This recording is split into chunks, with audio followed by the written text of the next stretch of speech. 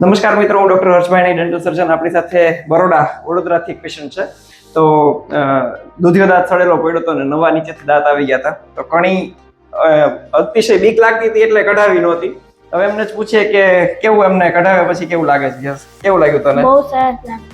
કઈ હવે કઈ તકલીફ થઈ કાઢવામાં? કઈ લાગ્યું? બધું બીક હતી જતી રહી ને? દાંતના ડોક્ટરની બીક લાગે હવે નહીં ને? દાંતની કોઈ ટ્રીટમેન્ટની દીવાની જરૂર ખરા? બધું દુખાવા વગરનું હોય ને? હા. ઓકે, ચાલો, સરસ. કેવું લાગ્યું મેડમ? બહુ જ સરસ ટ્રીટમેન્ટ કરી અને મારો બાબો 2 વર્ષથી લગભગ 2 વર્ષ થવા આવશે.